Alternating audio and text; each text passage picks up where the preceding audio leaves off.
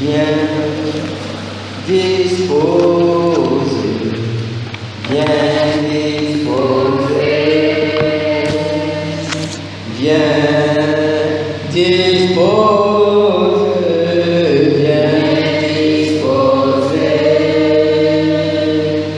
viens disposer, viens disposer, viens disposer, viens disposer, viens disposer, Saint-Esprit viens disposer, viens disposer,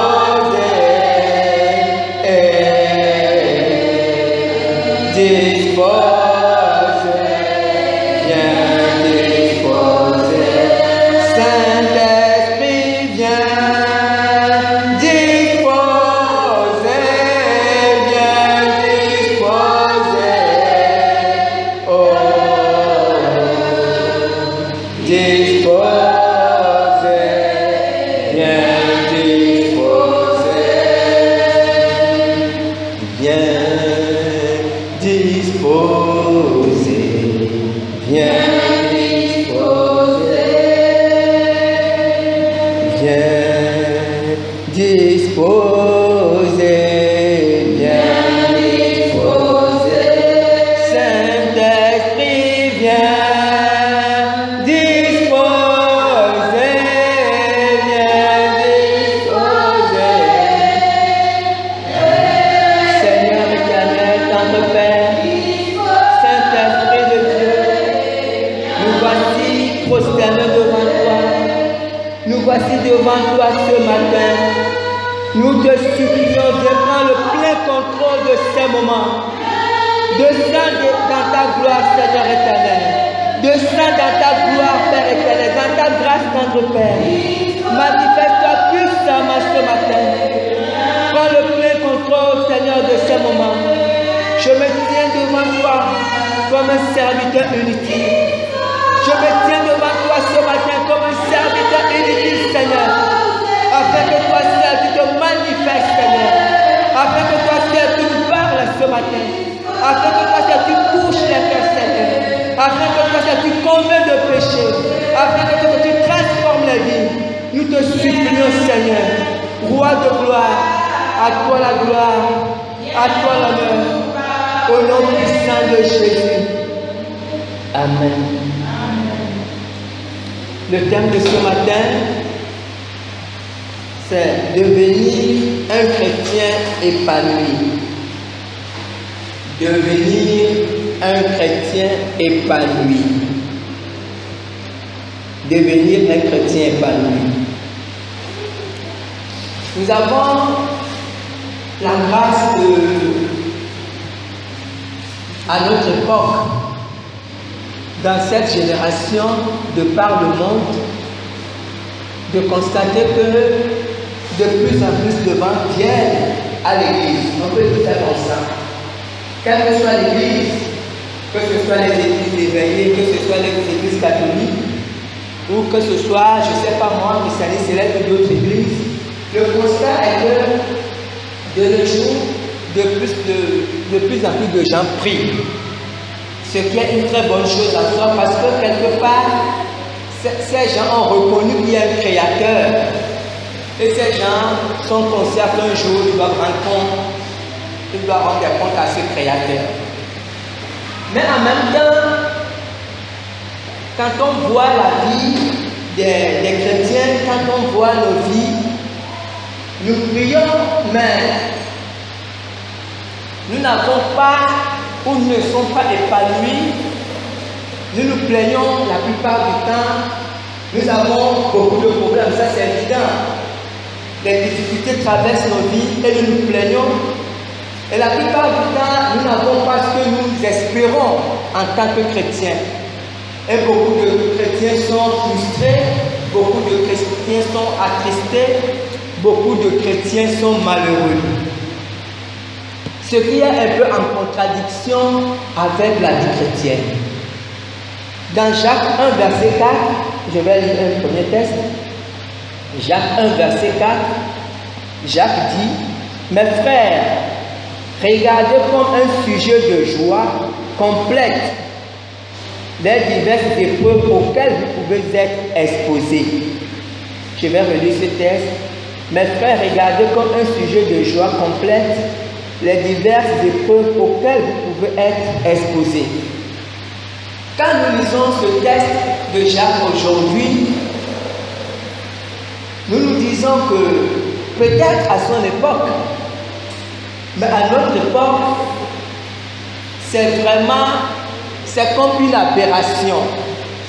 À notre époque, c'est comme une contradiction, c'est un choc. C'est un choc parce que Jacques nous dit d'être content, si je veux paraphraser, d'être content quand les choses ne vont pas bien. Comprenez?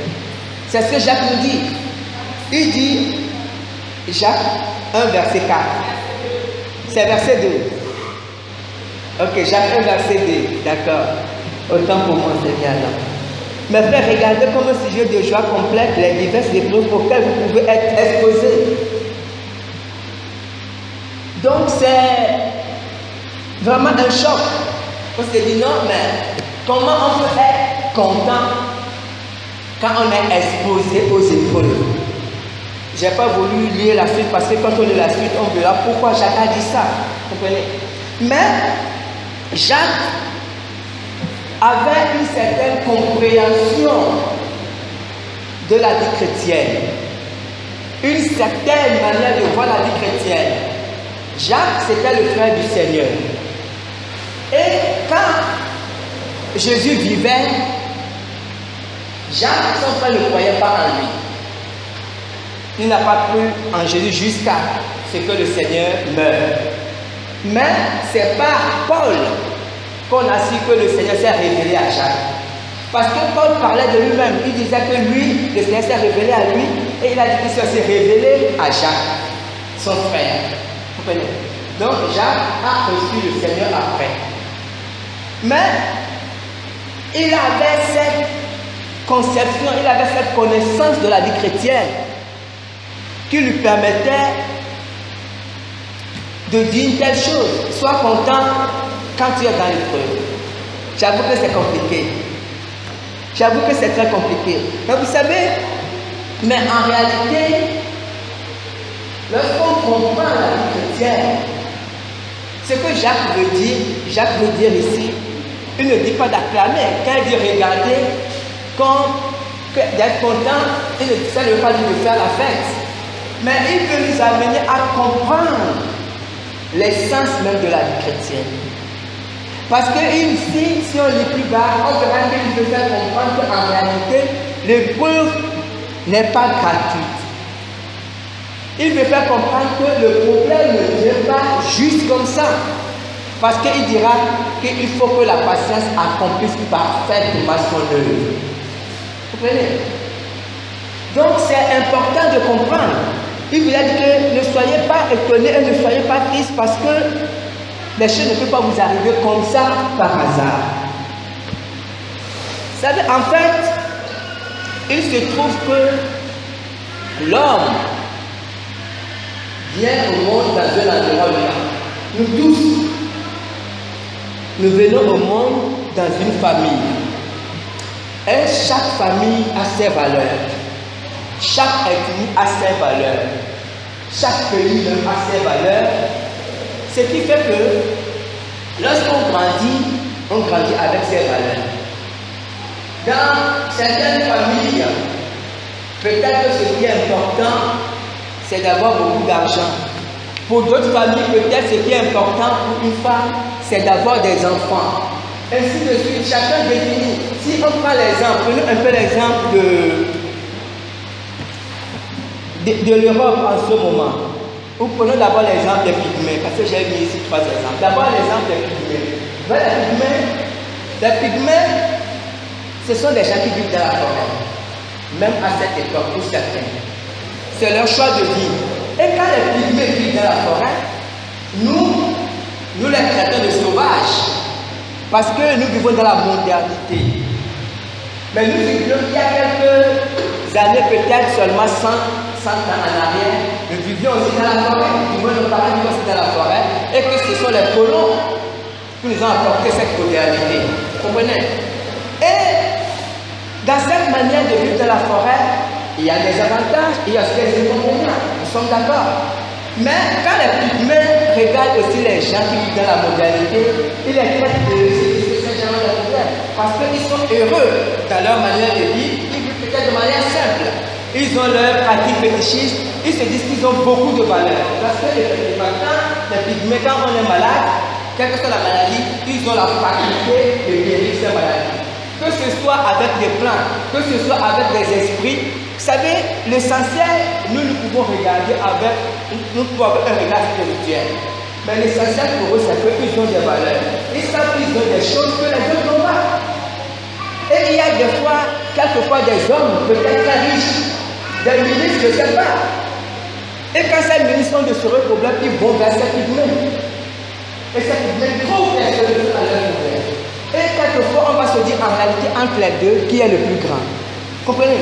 Tout est question de valeur. Tout est question de valeur.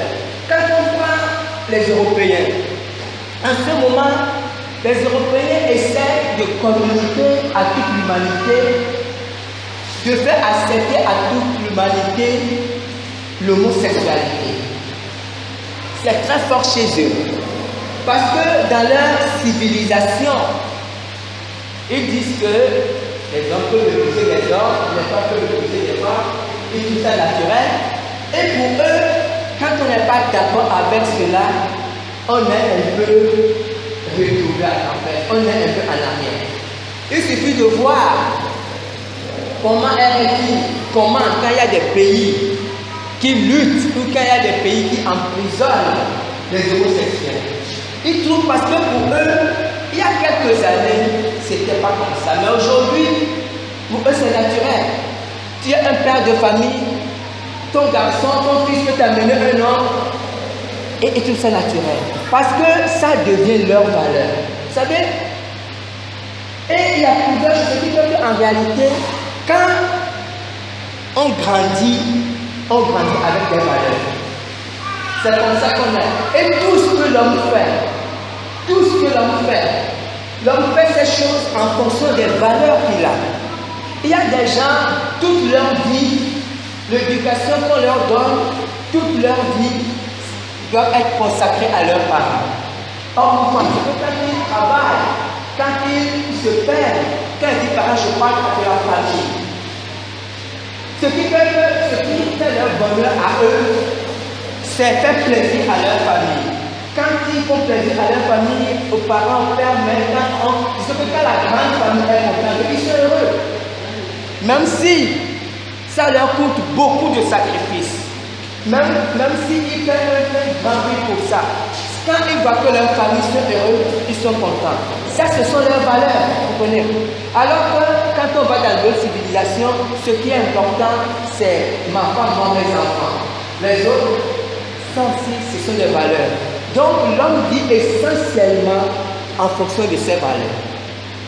C'est pour ça que la Bible parle de conversion. Vous savez, Dieu en réalité n'invente aucune valeur. Dieu ne dit pas que cette valeur est meilleure, la valeur peut-être des Gabonais, des Camerounais. Dieu ne juge pas les valeurs. Ce que Dieu dit, Dieu parle de conversion. Parce qu'au-delà de toutes ces valeurs, Dieu a ses valeurs. Qui sont les vraies valeurs que l'homme doit suivre. C'est pour ça que la Bible parle de conversion. Mais quand on regarde, j'ai fait exprès de regarder dans le dictionnaire ce que conversion veut dire. Conversion, le dictionnaire dit transformation, changement d'une chose en une autre. Synonyme de changement, modification, mutation, métamorphose. Donc, le dictionnaire définit la conversion comme une transformation d'une chose en une autre. Et le dictionnaire donne l'exemple de l'eau qui peut être transformée en glaçon ou des choses comme ça.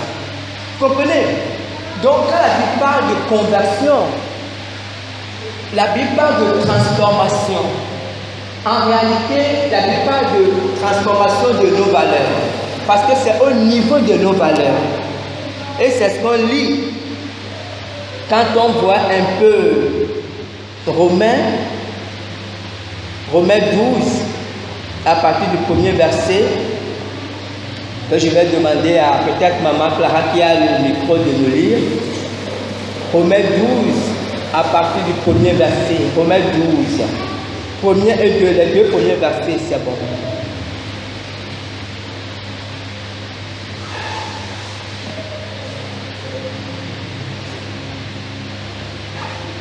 Je lis la parole de Dieu dans Romains 12, à partir de son premier verset. Je vous exhorte donc, frères, par les compassions de Dieu, à offrir vos corps comme un sacrifice vivant, saint, agréable à Dieu, ce qui sera de votre part un culte raisonnable. Ne vous conformez pas au siècle présent, mais soyez transformés par le renouvellement de l'intelligence, afin que vous discerniez quelle est la volonté de Dieu, ce qui est bon, agréable et parfait. Amen. Merci, maman. Ne vous conformez pas au siècle présent, mais soyez transformés, soyez métamorphosés par le renouvellement de l'intelligence. En fait, soyez transformés par le renouvellement de vos valeurs. C'est ça le problème. Parce que Dieu se met au-dessus de toutes les coutumes, les ennemis, les pays. Et Dieu dit, tout ça c'est le siècle présent. Quel que soit le pays, quelles que soient les pays, quelles que soient les valeurs, Dieu se met au-dessus et Dieu dit, tout cela c'est le siècle présent.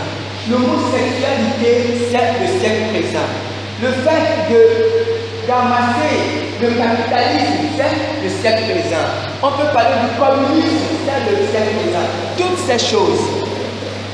Dieu dit, ne vous conformez pas à ces choses, mais vous devez sortir de ces systèmes. Vous devez sortir de ces manières de voir et avoir le renouvellement de l'intelligence. En fait, la conversion, c'est un virage à 180 degrés. Mais ce qui est souvent étonnant et ce qu'on regarde aujourd'hui, c'est que beaucoup parmi nous sommes convertis, mais nous avons toujours les mêmes valeurs. Et c'est ça qui cause beaucoup de problèmes. Et c'est ça qui nous fait souffrir. Nous allons comprendre à la fin pourquoi.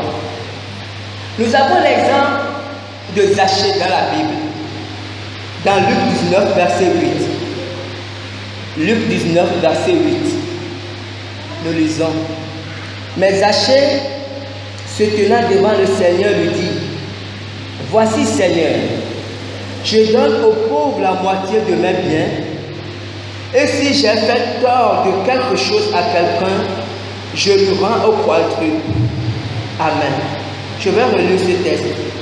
Mais Zachée, se tenant devant le Seigneur, lui dit, « Voici, Seigneur, je donne aux pauvres la moitié de mes biens, et si j'ai fait tort de quelque chose à quelqu'un, je lui rends le quadruple. » Qui était Zachée? Zachée était un inspecteur, un perspecteur d'impôts. Zachée était un homme que tout le monde connaissait. Un homme de petite taille, très riche.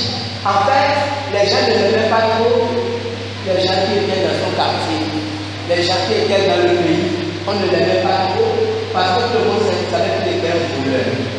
Vous savez, mais Zachée s'en foutait. C'est comme beaucoup d'aujourd'hui, nous avons beaucoup de ministres dans beaucoup de pays. Ils s'en foutent éternellement. Les gens écrivent tout ce qu'ils veulent dans les journaux, tel a volé 1 milliard. Ce n'est pas son problème.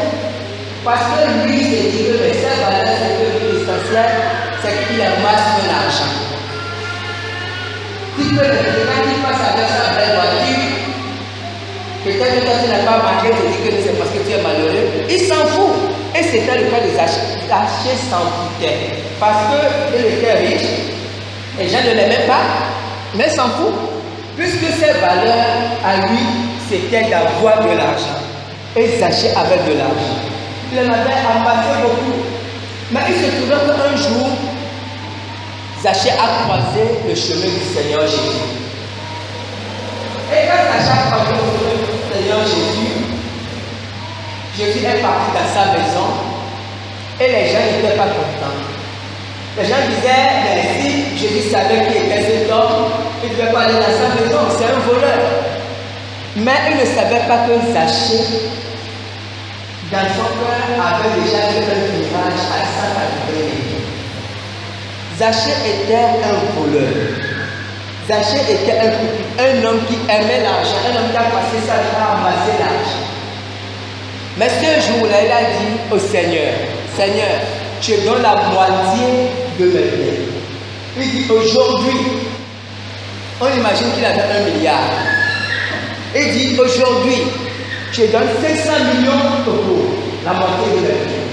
Et ce n'est pas tout. Parce que si je donne la moitié, il ne me reste que la moitié. Mais même dans cette moitié qui me reste, si j'ai escroqué quelqu'un de 1000 francs, je le rends 4 fois ce que j'ai escroqué.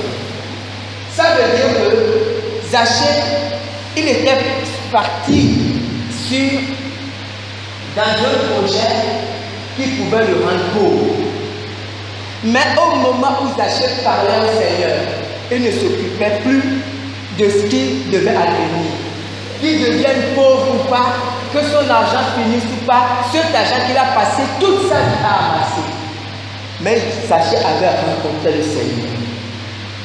C'est ça la conversion. Voici la conversion. En fait, on ne peut pas rencontrer le Seigneur, être converti et maintenir les mêmes valeurs. Il y a un problème.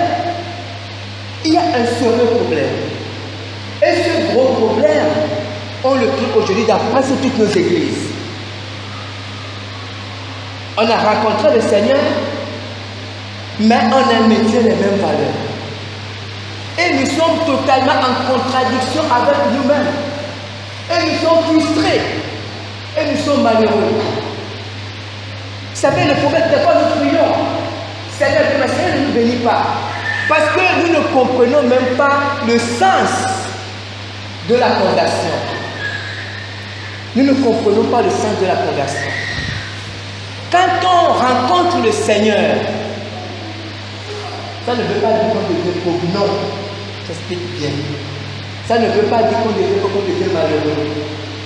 Ce n'est pas ça. Mais lorsqu'on rencontre le Seigneur, qu'on soit pauvre ou qu'on soit riche, en réalité, cela n'a plus de sens. Ça, c'est dans nos têtes. Il y a deux choses. Il y a ce que nous avons et il y a ce que nous concevons, notre manière de voir les choses. Et ce qui nous détermine, c'est notre manière de voir les choses. Et c'est de ça que Paul dit, soyez transformés. Soyez transformés dans votre manière de voir les choses, dans votre manière de considérer les choses, afin de connaître la volonté de Dieu. Vous savez, des fois nous passons des choses. Il y a même des gens qui font des retraites de plusieurs mois pour chercher la volonté de Dieu. Il veut savoir la pensée de Dieu par rapport à quelque chose.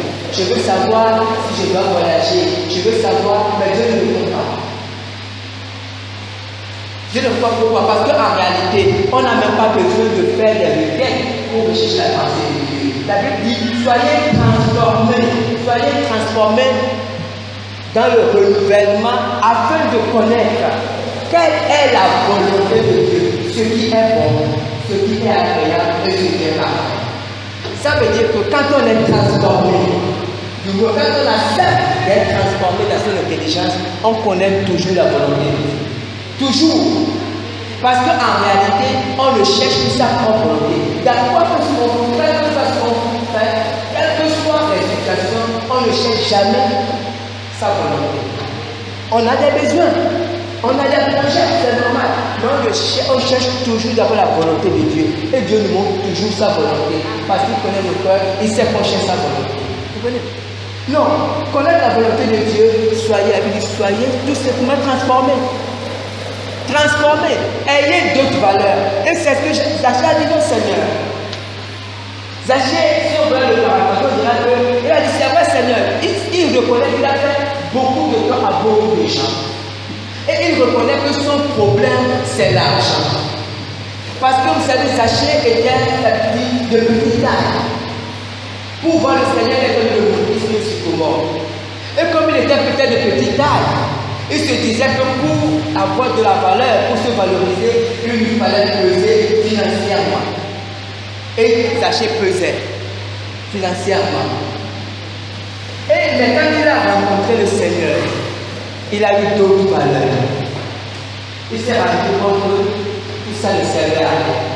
Il s'est rendu compte que ça c'était la vanité. Et il a dit, Seigneur, à partir d'aujourd'hui, moi je donne la moitié de mon pauvre. C'est la même chose que Jésus avait demandé au jeune homme riche dans Matthieu 19. Je dis à Dieu, jeune homme riche, va, vends tout tes biens et donne le pauvre. Mais la Bible dit quoi? Le jeune homme est parti tout triste parce qu'il avait le grand bien. Vous savez, la conversion, nous devons comprendre le rôle de la conversion. La conversion, parce que vous savez, quelquefois, dans notre vie chrétienne, nous sommes frustrés. Et c'est pour ça que le texte qu'on a lu au départ, Jacques 1, verset 2, Jacques voulait nous aider. Jacques voulait nous aider en nous disant, regardez comme un sujet de joie complète. Il dit, regardez comme un sujet. Il voulait nous aider. Parce que quelquefois, des épreuves viennent dans notre vie pour nous amener à nous convertir.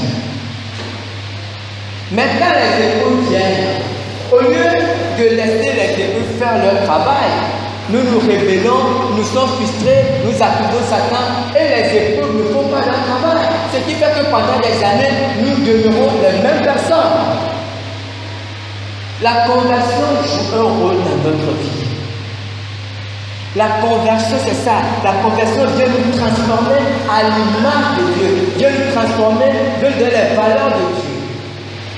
Quand la conversion vient, c'est pour que nous ressemblons de plus en plus à Jésus.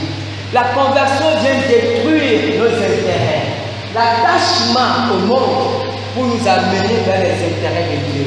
La conversion vient nous apprendre à partager comme Zachée, à donner, à ne pas nous attacher à nos intérêts. Mais lorsque le Saint-Esprit amène un élément de conversion ou crée une épreuve pour faire un petit travail dans notre vie, il suffit seulement qu'une situation se produise, quelque chose nous arrive, on apprend une mauvaise nouvelle, c'est fini. Et nous sommes bloqués.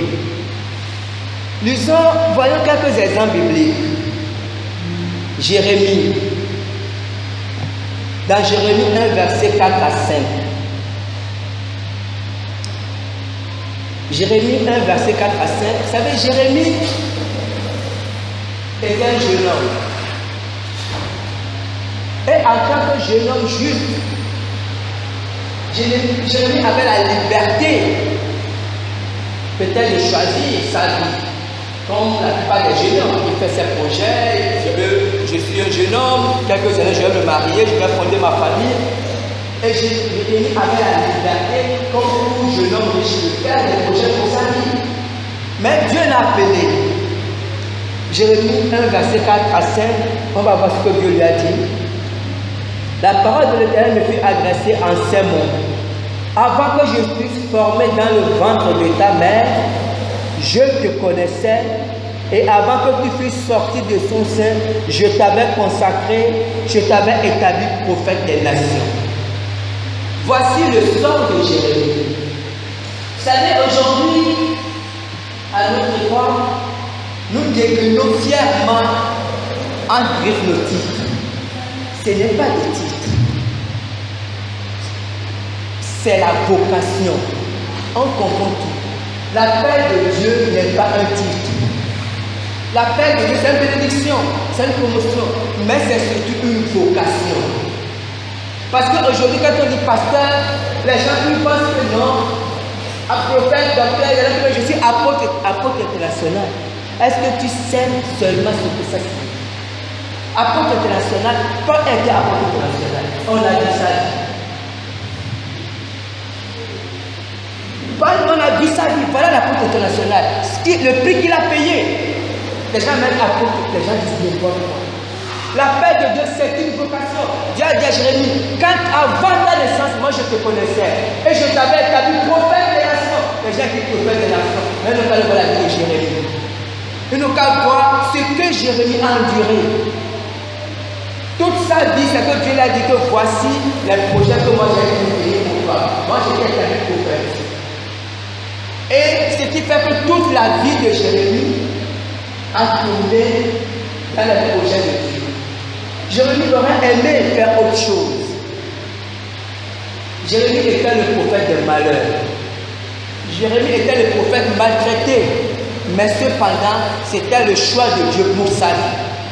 C'est-à-dire, c'est le choix que moi j'ai fait pour ta vie. Tu seras mon prophète. Et Jérémie était le prophète de Dieu. Et quand on lit Jérémie, quand on voit les lamentations, on voit ce que cela lui a montré. C'était pas une promotion. Comme on dit, les gens disent que je suis prophète, ils voient ça comme une promotion. La paix de Dieu n'est pas une promotion. On confond tout. Parce qu'aujourd'hui, quand les gens sont pasteurs, les gens courent derrière eux, ils pensent que non, ça ce n'est pas la paix de Dieu. La paix de Dieu, c'est une sacerdoce. Et on voit l'exemple de Jean-Baptiste. Jean-Baptiste dans Jean 1, verset 23. Jean-Baptiste disait, Jean 1, verset 23, moi, dit-il, je suis la voix de celui qui crie dans le désert. Je suis la voix de celui qui crie dans le désert. Aplanissez le chemin du Seigneur, comme a dit Ésaïe le prophète. Jean-Baptiste, quand la Bible nous raconte son histoire, toute sa vie, Jean-Baptiste vivait à l'écart et vivait dans le désert. Pourquoi? À cause de la paix qui était sur sa vie. Jean-Baptiste était un homme, il est né naturellement, il aurait pu choisir d'avoir une femme de faire des enfants comme tout autre juste. Mais la paix de Dieu qui était sur sa vie le contraignait à vivre dans le désert. Il se mettait les peaux et il se nourrissait de blé sauvage. Pourquoi? Parce qu'avant sa naissance, Dieu avait dit à sa mère qui était stérile, tu mettras un enfant au monde. Mais cet enfant, voici ce qu'il sera. Ce n'est pas l'enfant qui décide, c'est Dieu qui décide. Voici ce pourquoi il vient au monde, parce qu'il a des objectifs, il a des choses à accomplir. Et Jean-Baptiste a vécu cela. Et quand on voit, on va prendre l'exemple de Paul. Paul, dans Romains 1, verset 1, on va lire. Romains 1, verset 1, que Paul se présente. Paul, comme on dit, décline son identité dans Romains 1, verset 1. Il dit, Paul, serviteur de Jésus-Christ, appelé à être apôtre, mis à part pour annoncer l'évangile de Dieu. Amen. Voilà comment Paul se définit. Quand Paul s'est défini, il dit, je suis Paul. Je suis le serviteur. En fait, dans la vraie version, c'est esclave de Jésus-Christ. Dans le grec, c'est esclave de Jésus-Christ. Et du moi, je suis Paul. Je suis esclave de Jésus-Christ. Le don qui m'a été donné, je suis appelé à être apôtre. Et j'ai été mis à part pour annoncer l'évangile. Il dit, en fait, voici ma vie. J'ai été mis à part pour annoncer l'évangile. C'est pour ça que quand on lit plus tard, quelque part dans, on va voir tout à l'heure, plus tard, je pense que c'est dans 1 Corinthiens 9, verset 16, Paul dit, si j'annonce l'évangile, ce n'est pas pour moi un sujet de gloire, car la nécessité m'est imposée. Si j'annonce l'évangile, ce n'est pas pour moi un sujet de gloire, car la nécessité m'en est imposée. Et malheur à moi si je n'annonce pas l'évangile. Et malheur à moi si je n'avais pas l'évangile. Parce que c'est le sens de ma vie. En fait, c'est ma raison d'être. Pourquoi? Parce que j'ai été mis à part pour l'évangile. J'ai été mis à part pour annoncer l'évangile. Et c'est ce que Paul a fait pendant toute sa vie. Après qu'il a rencontré Jésus. Cependant, Paul, avant de rencontrer Jésus, il avait des valeurs, comme on a dit. Il a grandi dans une famille. Il avait des ambitions, il avait des projets. Et lorsque Paul parle de ses projets, dans Philippiens 3, verset 4 à 8, qu'on va lire. Philippiens 3, verset 4 à 8. Il dit, moi aussi, cependant, je reste sujet de mettre ma confiance en la chair. Si quelqu'un autre croit pouvoir se confier en la chair, je le puis bien davantage. Moi, circoncis le 8e jour, de la race d'Israël, de la tribu de Benjamin, hébreu, né d'hébreu, quant à la loi, pharisien, quant aux ailes, persécuteurs de l'Église, irréprochable à l'égard de la justice de la loi. Mais ces choses qui étaient pour moi des gains, je les ai regardées comme une perte à cause de Christ. Et même, je regarde toutes choses comme une perte à cause de l'excellence de la connaissance de Jésus-Christ mon Seigneur, pour lequel j'ai renoncé à tout, et je les regarde comme de la boue, afin de gagner Christ. Amen. Voilà Paul. Paul comme nous tous, il avait des valeurs. Paul était né dans une grande famille noble, hébreu. Paul a fait de brillantes études pharisiennes dans l'une des plus prestigieuses écoles chez Gamaliel. Paul, vous savez, à l'époque de Jésus, de Paul, les Romains avaient, comment on dit ça, les Juifs étaient sous domination romaine. Ce qui fait que, à cette époque, les Juifs étaient maltraités, mais Paul, les gens qui sortaient des familles nobles, quand ils naissaient, ils avaient la nationalité romaine. C'est pour ça que quand Paul, quelque part, quand il a été attrapé par un centenier, il a été maltraité. Et Paul a demandé au centenier, est-ce que vous êtes autorisé de maltraiter le Romain sans d'abord entendre? Parce qu'il y avait les Juifs, mais il y avait les Romains. Ils n'étaient pas tous la même façon. Quand on attrapait un Juif, quand ils étaient sous domination romaine, les Romains pouvaient les maltraiter, on les bastonnait, ils devaient les écraser. Mais quand on attrapait un Romain, on devait d'abord l'entendre, parce qu'il y avait la justice.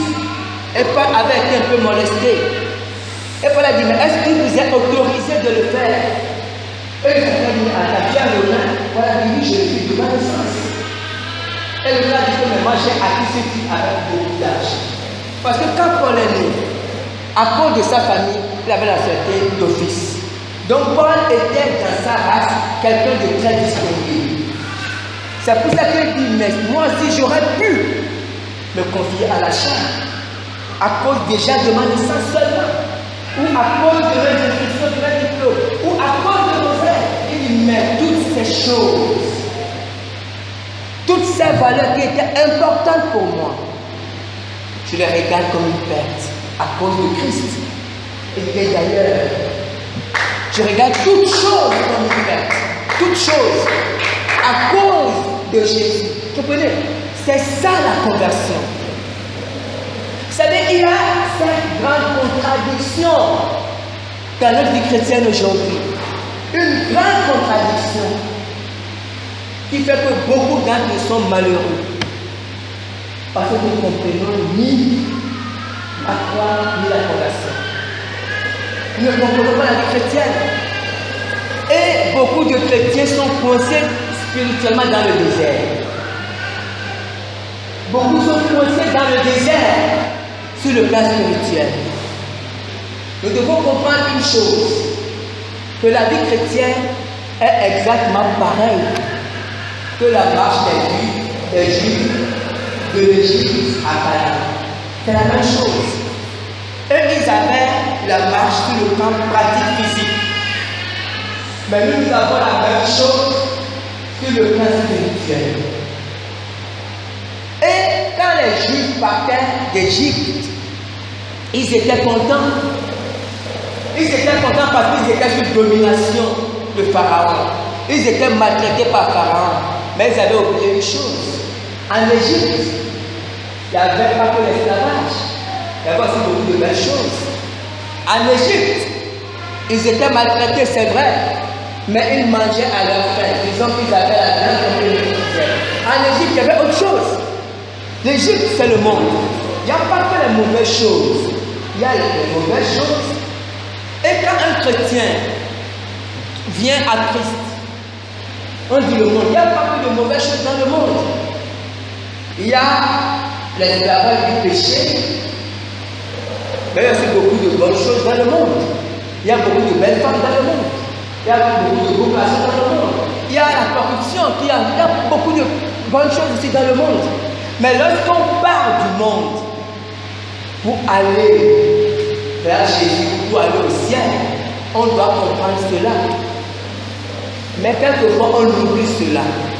Et les Juifs, quand ils partaient de l'Égypte, ils étaient contents, ils dansaient. Ils avaient oublié qu'en Égypte, il y avait aussi de bonnes choses. Et ils se sont retrouvés dans le désert. Et lorsqu'ils étaient dans le désert, c'était dur. Parce qu'il fallait seulement manger la même nourriture. Et ils se plaignaient. Ils disaient, mais en Égypte, on avait la viande. Et beaucoup de chrétiens disent que, mais quand j'étais dans le monde, j'aurais pu faire ça quand j'étais dans le monde. Et vous savez, et cette situation d'avoir toujours les regards en Égypte a fait en sorte qu'ils soient coincés dans le désert. Et la Bible dit qu'ils ont passé 40 ans à tourner dans le désert. Et spirituellement, beaucoup sont coincés dans le désert. Ils ne peuvent pas avancer. Parce qu'ils ne comprennent pas. Quand les Juifs étaient partis de l'Égypte, Dieu savait que l'Égypte, à l'époque, l'Égypte était une grande puissance, il y avait beaucoup de bonnes choses. Cependant, Dieu les a pris, Dieu dit, je vous amène à Canaan. Et lorsqu'on se convertit, lorsqu'on vient à Christ, on sait qu'il y a beaucoup de bonnes choses dans le monde. Mais on choisit d'aller au ciel. C'est un choix, on n'y est pas obligé. On n'y est pas obligé. Mais beaucoup viennent à Christ, mais leur regard est toujours dans le monde. Et ils sont bloqués dans le désert. Spirituellement, ils tournent en rond. Ils ne peuvent pas avancer. Nous devons faire très attention. Nous devons faire très attention. Même si notre marche est spirituelle, la Bible montre que c'est exactement la même chose. Lorsque on devient chrétien, en fait, on se retrouve dans le désert. Exactement comme les choses. Leur désert était physique, c'était le désert de Sahara. Nous, notre désert est spirituel. C'est la même chose. Quand ils étaient dans le désert, ils ont souffert de faim, ils ont souffert de soif, ils ont crié sur Moïse. C'est la même chose. Nous sommes dans le désert. Même si Dieu nous fait grâce de manger à notre faim, d'avoir de belles maisons, d'avoir de belles parties, nous devons savoir, ce n'est pas ce qu'on a. C'est dans le contexte, nous devons savoir que nous sommes dans le désert. Et quand on ne comprend pas cela, on peut se perdre dans le désert. Amen. Que le Seigneur nous aide. On acclame la parole du Seigneur.